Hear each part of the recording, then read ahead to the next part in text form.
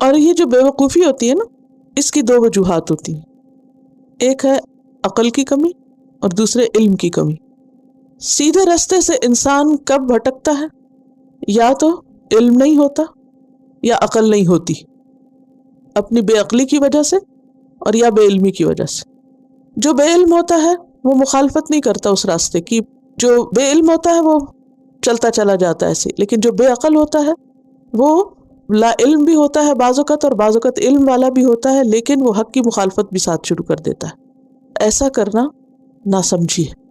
یہاں کیا کہا جا رہا ہے کہ ابراہیم کے طریقے کی پیروی نہ کرنا، سیدھے راستے پہ نہ چلنا، دراصل کیا ہے؟ حماقت ہے، بے وقوفی۔ اچھا، ہمارے ہاں عقل مندی اور بے وقوفی کا معیار کیا ہے؟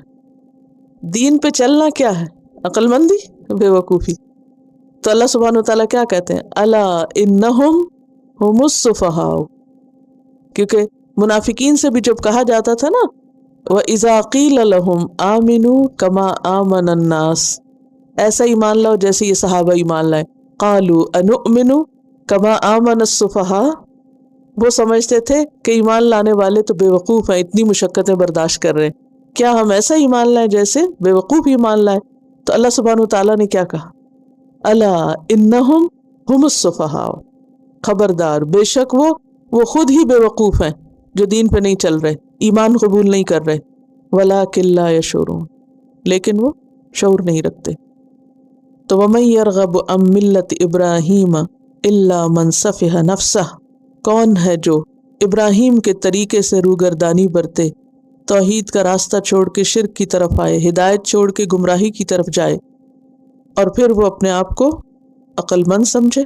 تو بات یہ ہے کہ خواہ کوئی کتنا ہی بڑا علامہ دہر کیوں نہ ہو، کتنا بڑا اسکالر کیوں نہ ہو، کتنا ہی سمجھدار دنیاوی اعتبار سے کیوں نہ ہو، کتنا ہی مالدار کیوں نہ ہو، لیکن اگر وہ اپنے خالق، اپنے مالک کا وفادار نہیں، جس نے اس کو بنایا، جس نے اس کو رزق دیا، جس نے اس کو عقل سمجھ دی، اگر وہ اس کا نہیں تو پھر وہ کیا ہے؟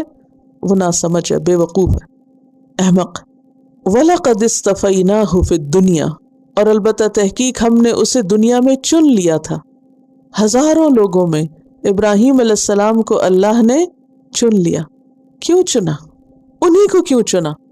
کیونکہ انہوں نے عقل سے کام لیا تھا، حماقت سے نہیں، عقل سے کام لیا تھا، عقل استعمال کی تھی۔ کیا کیا تھا؟ کچھ یاد ہے؟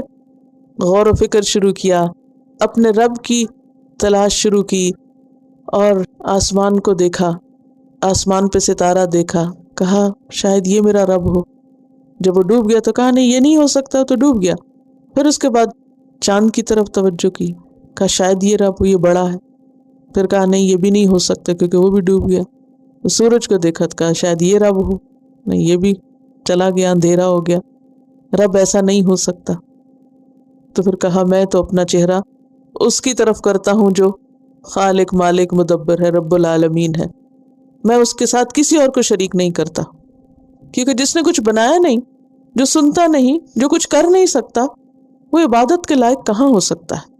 تو چونکہ اس نے عقل استعمال کی تو اللہ نے اس کو پسند کر لیا، چن لیا، اور اس کو بہت بڑا مرتبہ عطا کیا۔ کیا بنایا ان کو؟ امام۔ وَلَقَدِ اصْطَفَيْنَاهُ فِي الدُّنْيَا، دنیا میں بھی ہم نے اس کو چن لیا، رسالت کے لیے، امامت کے لیے، اور اپنا خلیل کہا۔ وَاتَّخَذَ اللَّهُ إِبْرَاهِيمَ خَلِيلًا، جب ابراہیم نے سب کو چھوڑ دیا تو اللہ نے اس کو اپنا بنا لیا۔ دنیا میں بھی اتنی رحمتیں ان پہ نازل ہوئی اور اتنی بلندی نصیب ہوئی، کسی کو اللہ تعالیٰ اپنا دوست کہے، یہ کوئی معمولی بات ہے، بہت بڑی بات ہے، لیکن یہ اسی کے لیے ہے جو سب کو چھوڑ کر اللہ کا بن جائے۔ اور پھر اللہ سبحانہ وتعالیٰ نے ان کو نیک اولاد دی، ان کی اولاد میں سے ایک پوری امت اٹھی بنی اسرائیل کی، اور دوسری پھر امت محمد صلی اللہ علیہ وسلم، اور ان کو ابو الانبیاء کہا جاتا ہے، ابو العرب بھی کہا جاتا ہے۔ اور یہی وجہ ہے کہ ہم درود شریف میں نبی صلی اللہ علیہ وسلم پر درود بھیجنے کے ساتھ ساتھ ابراہیم علیہ السلام پر بھی بھیجتے ہیں۔ وَلَقَدِ اصْطَفَيْنَاهُ فِي الدُّنْيَا وَإِنَّهُ فِي الْآخِرَةِ لَمِنَ الصَّالِحِينَ، اور یقیناً وہ آخرت میں بھی صالحین میں شمار ہوگا۔ اس کی دنیا بھی اچھی اور اس کی آخرت بھی اچھی.